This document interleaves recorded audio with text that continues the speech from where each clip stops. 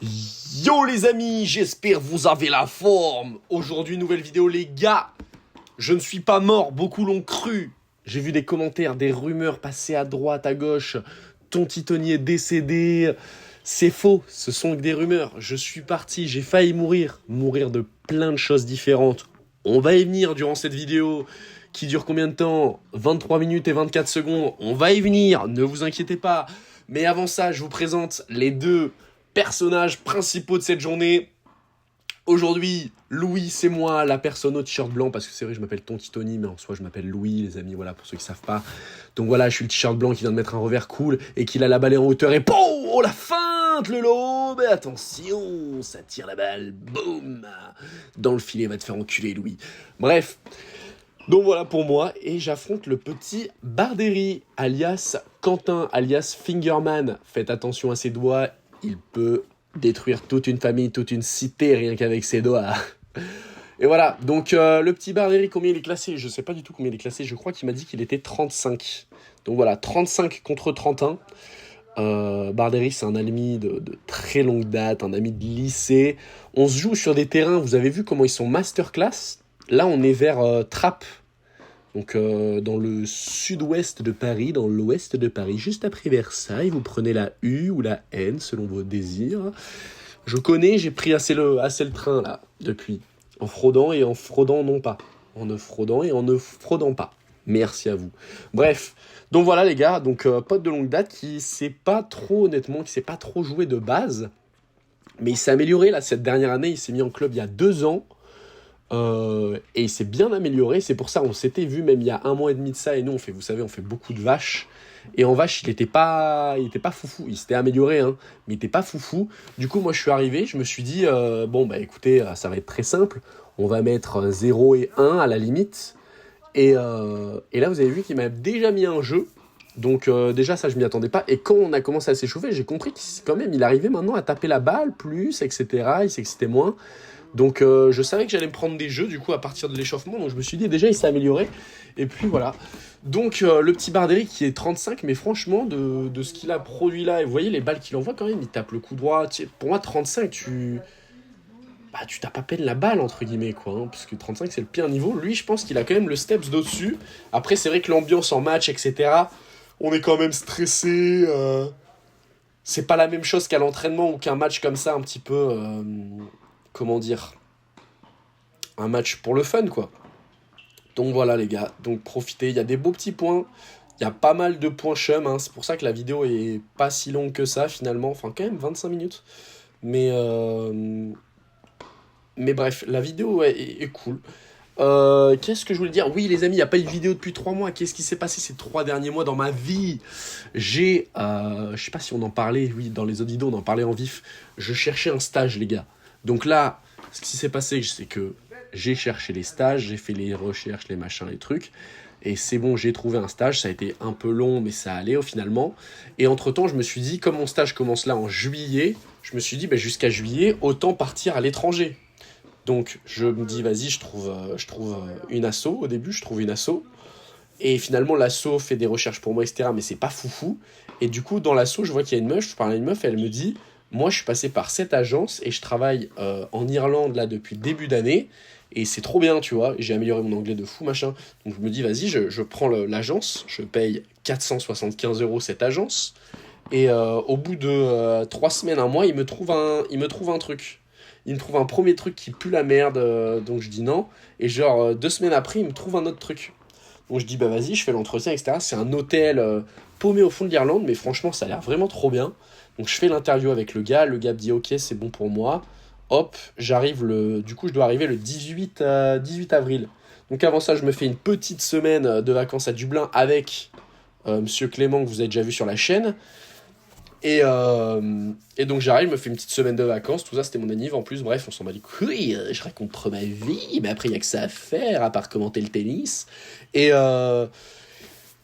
Et du coup, j'arrive là-bas, après, une semaine après, j'arrive, bam, je me présente à mon chef qui tire un peu la gueule. Déjà, j'étais là, putain, c'est quoi cette ambiance, con? Et là, il me présente aux gens, bonjour, bonjour, bonjour. Comment ça, bonjour? Je dis beaucoup bonjour pour des Irlandais. Ah, mais moi, je suis français, je suis français, je suis français. Ah, d'accord.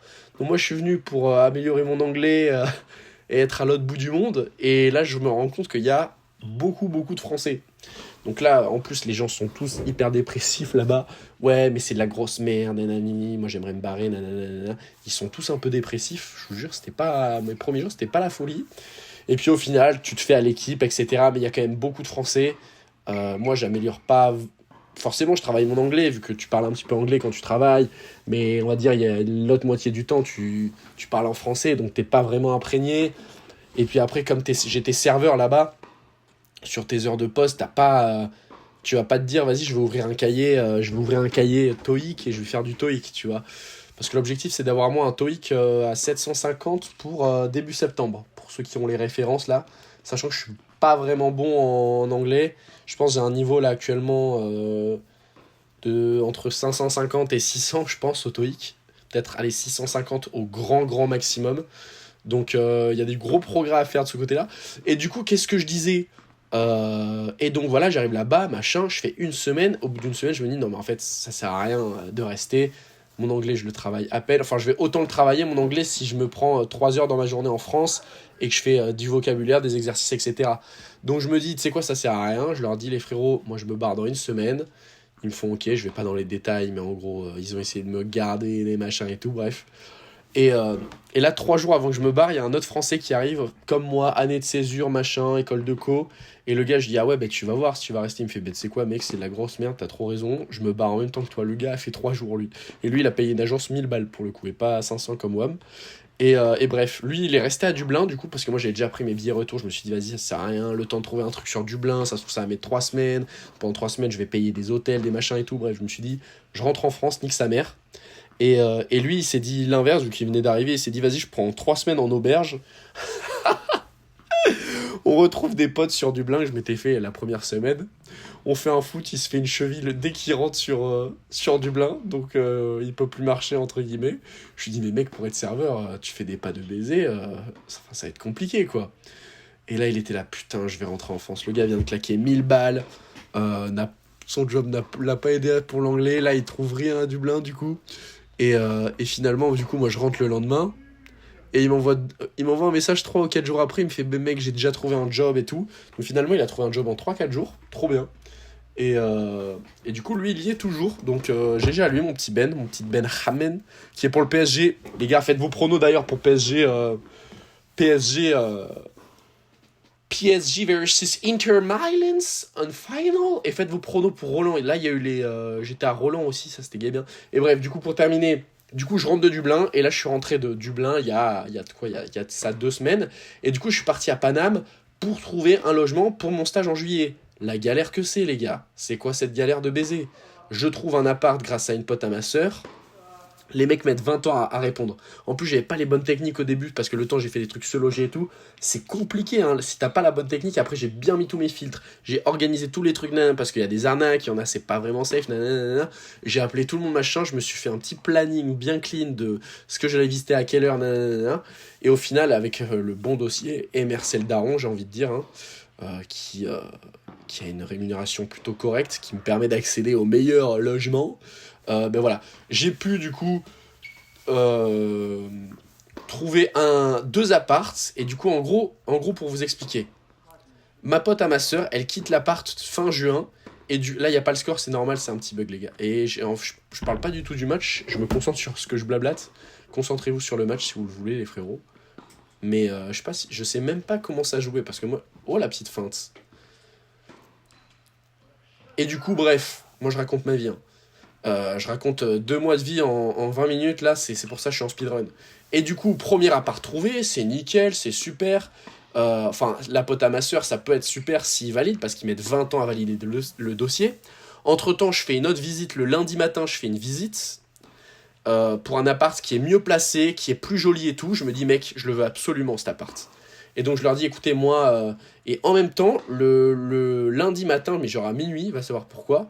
je reçois un mail en mode écoutez, le dossier pour la copine à votre sœur, là, c'est bon.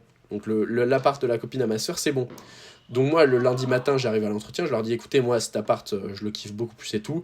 Donnez-moi une réponse le plus rapidement possible, parce que moi, j'ai déjà une réponse positive. Donc là, en journée, ils me disent ok, en fin de journée, ils me disent ok, c'est bon, vous êtes sur le dossier et tout. Je leur dis ok, sauf que moi, je me barre de Paris mercredi, je me barre pas sans avoir signé un bail, tu vois. Et elle me dit écoutez, on fait au plus vite, on fait au plus vite pour vous. Et je leur dis moi, je le signe mercredi matin, sinon avec l'autre agence, donc l'agence de ma copine Abéré. Donc je leur dis faites avant mercredi matin, je veux le contrat. Et il me dit écoutez, on va faire au maximum. Le lendemain, moi du coup le lundi après, je pars à Roland, je vois une meuf qui s'appelle Margot, je sais plus comment, match incroyable, il y avait ses darons à elle devant nous, tu sais c'était les cours 13 et le match a duré genre 3h30, un match en 3-7, hein. Enfin pour des filles en plus 3h30 c'était vraiment intense, mais le match était vraiment cool, il y avait les bleus, la tribune des bleus, dédicace à vous, si on a de la tribune des bleus ou des gens à Roland, dédicace à vous, c'était incroyable l'ambiance du match. Et du coup, voilà, qu'est-ce que je disais? Ah ouais, je leur dis ça. Et là, le lendemain, du coup, le mardi, moi, je vais à Roland. Et le mardi, je me refais Roland. Donc, il y avait Van Hache, Manarino. J'ai vu quoi? J'ai vu du Shevchenko. J'ai vu du Sebos Wild. Je fais des petites photos à droite à gauche. C'était bien, bien sympa. Bref. Et j'arrive à... Et là, il m'envoie des mails en mode « Ah, mais finalement, nous, on vous fait le contrat que à partir du 6 juin parce que le mec se barre le 6 juin. » Et je dis « Bah, c'est mort. » Donc là, ils me disent « Je suis désolé pour vous, bonne recherche, bonne continuation. » Donc je me dis « Ok, je prends celui de la pote à ma sœur. » Et là, le soir, j'appelle la daronne. La daronne qui me dit « Vas-y, mais ils t'ont dit quoi exactement dans le mail ?» Et je vois que j'avais ouvert un deuxième mail de eux et dans lequel ils me disent « Ah, mais en fait, c'est une confusion de notre part. Bien sûr qu'on peut vous faire le contrat dès maintenant. Excusez-nous, excusez-nous. » Et donc là, je fais putain, nanana. Donc là, j'envoie un mail rapidement. On était mardi soir. Moi, j'avais le rendez-vous avec les autres le lendemain matin. Mardi soir, j'envoie un mail. Faites ça au plus vite mercredi matin. Sinon, moi, c'est mort. Je signe à 11h. Le mercredi matin, on se réveille avec Bardery. Du coup, bam, je les appelle à 11h. Ah, même pas, à 9h30, je leur dis ouais, est-ce que c'est bon? Ils me font ouais, alors ça devrait être bon dans la journée. Mais je dis mais moi je pars signer un truc là. Après je prends mon train, c'est ciao et tout. Et les mecs me disent non mais écoutez, nous, de toute façon on est, tout se fait en ligne, y a pas de souci. Vous êtes dessus, il y a eu des gens dessus, c'est vous qu'on a choisi, y a pas de souci. Je me dis ok, vas-y, qu'est-ce que je fais? J'appelle quand même. J'ai mon daron entre temps qui me dit est-ce que c'est sûr? Ouais, c'est sûr, machin, nanana. Donc moi j'appelle l'agence avec qui j'avais rendez-vous à 11h. Je leur dis écoutez, je vais être en retard, après j'ai un train, je peux pas. Est-ce que je peux décaler à la semaine prochaine? Je reviens sur Paris le mercredi. Et elle me dit ok, mais vous faites l'échange de clés le mercredi, en après-midi. Donc elle me dit il faut absolument que vous signiez le papier le mercredi matin. Et moi je dis écoutez, je serai là le mercredi matin, il n'y a pas de souci. Et donc là, du coup je respire, je me dis ok, ça me laisse une semaine. Là j'ai signé le bail avec l'autre truc, donc normalement tout est bon. Et en plus de base ils me disent bon, ce sera le 30 juin. Et après je dis vas-y nickel. Et après ils me disent non, finalement ce sera le 6 juin. Et je fais ah ok, vas-y, ce sera le 6 juin. Donc bref, 30 juin, non 30 mai. En tout cas bref, des grosses galères de cons comme ça et tout. Et donc voilà, et là j'ai signé, et du coup j'ai pas appelé l'agence, on est vendredi après, à l'heure où je parle, le 23 mai. Donc faudrait que je les appelle lundi, je pense, pour leur dire ouais, finalement j'ai trouvé un appart avec... pas en disant ça, mais en disant c'est un pote à moi. Oh l'assassin que je suis sur cette balle. 3-1 pour Bardery dans le deuxième set. Revenons un petit peu au tennis, les amis. J'ai gagné le premier set, du coup 6-3, plutôt bien. Et là Bardery, vous voyez qu'il met 3-1. Donc moi j'étais là, je vais gagner en plus à ce moment-là du match, pour vous dire, au premier jeu. J'ai gagné 40-15, je crois, sur le jeu de Bardery. Et je lui dis, vas-y, deuxième set, j'essaie de te mettre, tu mettras moins de 10 points. C'est mon objectif. Mais là, les 10 points, il les a déjà mis, les gars. Donc 3-1, 30-30. Autant vous dire que là, je sais que Ardèchichon va bien se foutre de ma gueule. Parce que, les gars, je vous le dis, Bardery, nous, dans notre groupe de gars de tennis, c'est entre guillemets le plus faible. Et du coup, on se dit, si on l'affronte, forcément, on lui met 6-1, 6-0, tu vois. Et là, on voit que déjà, il y a eu 6-3 premier. Et deuxième, il me mène 3-1, les gars. Donc, c'est pour vous dire à quel point le Bardery a grind. Et après, bon, c'est le tennis, hein. Mais je veux dire, j'étais pas autant j'étais pas bon aujourd'hui, disons-le. Donc ça, c'est ma petite excuse. Sachant que j'avais ma raquette, mes trucs et tout. Non, mais ce que je veux dire, c'est que j'étais pas à fond dans le truc. Mais bref, donc genre voilà. Et donc voilà, donc l'appart est signé, machin, et là je suis sur Bordeaux. Et puis voilà, quoi, les gars. Hein, pour faire un petit topo des 2-3 derniers mois, ce qui s'est passé. C'est pour ça que quand j'étais en Irlande, je pouvais pas faire de vidéo tennis. J'avais pas ma raquette, j'avais pas de terrain. Là-bas, j'étais au paumé et tout. J'ai rien pu faire. Donc là, je reviens, je fais ça. Là, j'ai un TMC de Mios ce dimanche. Donc normalement il y aura une vidéo du TMC de Mios, les gars, dans la région sud-ouest, Mios pour ceux qui connaissent. Et donc voilà, et là on s'affronte du coup à Paname, je sais pas si je l'ai déjà dit. mais les terrains sont masterclass. C'est à... Bah oui, je l'ai déjà dit. Je l'ai déjà dit, donc my bad. Et puis voilà les gars, donc petit match 5-2. Les gars, 5-2 pour Bardery. Hein. 5-3 maintenant. Non mais je vous jure, c'est showtime ce match. Hein. Là les gars, vous regardez ça, vous êtes choqués. Je suis sûr que vous êtes choqués. Les gens qui connaissent pas Bardery, etc., c'est normal qu'ils soient moins choqués. Ils sont en mode ok, le mec joue... Enfin ça va, il tape la balle, c'est cool. Mais nous, là, on n'a rien dit en plus aux gars. Ils vont tous être choqués en voyant le score actuellement. 5-3 pour Bardery, ils vont être choqués. Mais bon. Voilà. Et, et puis voilà les gars, donc il y aura le TMC, il y a pas mal de tournois qui doivent arriver. Là, je me suis inscrit à un autre tournoi. Franchement, là, cette année, vous allez être régalés de tournois parce que je pense que je vais essayer d'en faire un maximum. Il y aura le tournoi de mon club. Déjà, je voulais faire le tournoi interne. Malheureusement, on m'a dégagé du tournoi interne. J'ai trop le seum. Parce que le tournoi interne, je devais jouer pile au moment où je partais en Irlande, donc je leur ai dit c'est mort. Et comme je suis rentré plus tôt que prévu, je leur ai dit est-ce que je peux rejouer. Ils m'ont dit ouais, écoute, il n'y a pas de souci, tu peux rejouer. Le gars, je veux faire un match avec lui le lundi soir. Au dernier moment, il me dit ah, mais finalement, j'ai joué hier soir, je suis un peu épuisé, est-ce qu'on peut décaler? Sauf que moi, après, je partais à Paris. Donc, je lui dis écoute, quand je rentre de Paris, on se fait le match. Et pendant ma semaine à Paris, il y a le directeur du tournoi de mon club qui m'envoie un message. Il me dit écoute, frérot, là, ça fait trop longtemps que tu devais jouer, t'as pas joué. Du coup, t'es déclaré forfait. J'ai gagné le seum. J'ai même pas négocié après parce que je me suis dit, c'est vrai que ça fait quand même un mois que je les mains, donc un mois que j'étais dans le truc, donc j'ai dit, bah, écoutez, c'est pas grave, je suis forfait, ça me fout un peu le seum, mais bon, c'est comme ça, c'est la vida del loca qu'on a décidé de mener. Et, et puis voilà, donc je suis forfait. Et après, j'ai fait le mardi, du coup, je suis parti le mercredi, et j'ai fait mardi, je fais Roland aussi, et j'ai vu la petite. Ouh là là, c'est quoi ce point de Golemont? Oh là là! Putain, il y avait balle d'égal. J'ai mis un point de Golemont en hauteur là. Et j'ai vu Kwame, un match de Kwame, je sais pas si vous connaissez les gars, c'est un petit jeune de 15-16 ans là. Oh là là, qu'est-ce qu'il tape bien, le mec a 16 balais, con. Il tape des balles, et il tape pas comme moi, hein, ça c'est sûr, enfoiré. Il tape des balles, les gars, c'était... Le revers était un peu... C'est vraiment ce qu'il doit améliorer, mais il avait une frappe dans le coup droit, je trouvais qu'il était exceptionnel. Et là, les gars, le choc, Bardery qui me met un 7. Vous êtes tous choc-bar, je pense. Moi-même, j'étais choc-bar, honnêtement, c'est inimaginable. Vous me disiez ça il y a une semaine, j'y aurais pas cru, les gars. Bardery m'a mis un 7. Attention, ma session van est ouverte à partir de maintenant. Et, et puis voilà. Et du coup, on a vu Kwame. Kwame qui a perdu, malheureusement. L'ambiance était folle, les gars. Franchement, Roland, là en fait, le meilleur... C'est vrai que l'année dernière, j'ai fait les demi-finales de Roland. Mais en fait, le mieux, c'est clairement d'être proche des joueurs quand c'est des Français, là. Et encore, moi, j'ai fait qualif. Donc c'est sympa les qualifs, mais c'est pas non plus grave sexy. Le plus sexy, je pense, c'est vraiment premier, deuxième tour. T'as quand même beaucoup de matchs sur les tours. T'as des vrais bons joueurs et qui sont des fois sur les cours annexes, donc t'es vraiment proche d'eux. Et déjà là, j'ai vu du Sebos Wild, j'ai vu du Silic, j'ai vu du Shevchenko quand même en qualif, donc c'était quand même super sympa. Mais au premier tour, tu peux te taper, c'est ce qu'on disait. Bon là, les trucs sont tombés. Il y a Fonseca qui tape Urkash. Donc 100% que Fonseca Urkash, ça va aller jouer sur du Suzanne Langlaine ou sur le nouveau. Là. Enfin, pas le nouveau, mais le troisième stade. Ça, c'est sûr, du coup. Mais imaginez, Fonseca, il affrontait un gars qui sort de qualif ou une connerie comme ça. Il aurait pu jouer sur un cours annexe, Fonseca, tu vois. Donc ça aurait été une dinguerie. Ou même là, mais là, moi, j'ai un pote, c'est Clément, du coup, qui va voir les premiers tours. Il peut aller tomber sur du... J'ai pas vu les tableaux, mais genre je sais pas, un mouté. Mouté, ça peut carrément tomber sur ça, ou je sais. Et là, ce point, là, j'ai même pas commenté, mais le point était masterclass ici. Là, il m'a fait courir de partout, il m'a fait visiter tout Paris. Je suis passé devant la Tour Eiffel, le Bardery. Mais je pense, voilà, pour les premiers tours, on peut vraiment tomber sur des beaux matchs, sur les tours, Tu vois, un top 15, tu peux largement tomber sur un Fokina, je sais pas qui affronte Fokina, mais tu vois, un Davidovic Fokina contre un je ne sais qui, ça peut clairement aller sur les terrains de base ou autre. Et attention, 2-1 pour le Bardery, les gars. C'est vraiment showtime. Hein. C'est vraiment, vraiment showtime, le match. Je suis en stress ultime. Ouh, elle est coquine, cette balle. Les gars, Bardery peut potentiellement me gagner. 31 versus 35. Hashtag le duel de démons. 30-0 maintenant. Ça y est. Et là, troisième, je me réveille, je me dis, mais nique sa mère, tu sais quoi? Je me suis un peu endormi sur le deuxième set. Là, j'ai fait nique sa mère, je tape les balles comme un gros chacal que je suis.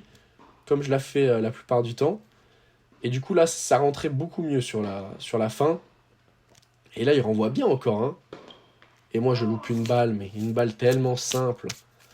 Le score qui est buggé, je sais plus s'il y a 30-15, s'il y avait déjà 30-15. Tout est buggé. Mais voilà, et là, je m'ouvre plus, je me dis, vas-y, je tape, ça rentre. Ça rentre mieux, disons. Mais voilà, le Barbery qui m'a bien impressionné sur ce match. Vous voyez, il m'envoie à droite, à gauche. Regardez ça. Bon, là, les fautes. Dommage, mais voilà. Donc voilà, les gars. Petit match sympa. Et malheureusement, qu'est-ce que je voulais dire? Regardez ce point attentivement. Regardez Barbery. Ah, la cheville. Aïe, aïe, aïe, la cheville. Donc voilà, je vous laisse avec le débrief. Mais voilà, c'est une fin de match, malheureusement. On s'arrête là-dessus. Je perds le point. Donc mathématiquement, Barbery gagne le match. Mais c'est terminé. Je vous laisse aller avec le débrief, les gars. Abonnez-vous, partagez tout ça. Gros bisous. Ciao, ciao, les mecs. Il y aura une partie 2 peut-être sur Cestas. Ou peut-être ici un prochain jour. On verra. C'est fait une cheville. Enfin, pas de cheville, mais c'est... C'est léger, mais généralement les joueurs pros ils décident d'abandonner, de pas prendre de risques. Pour Roland Garros, je me sécure pour RG. Les gars, on le revoit RG en wildcard. Chez les Paralympiques. Voilà, les gars. Abonnez-vous. J'espère que vous avez kiffé. Et moi, putain, mon a priori, j'étais là. Franchement, je pensais vraiment gagner genre... 6-0, 6-0. Non, parce que au début, ouais, en arrivant, ouais.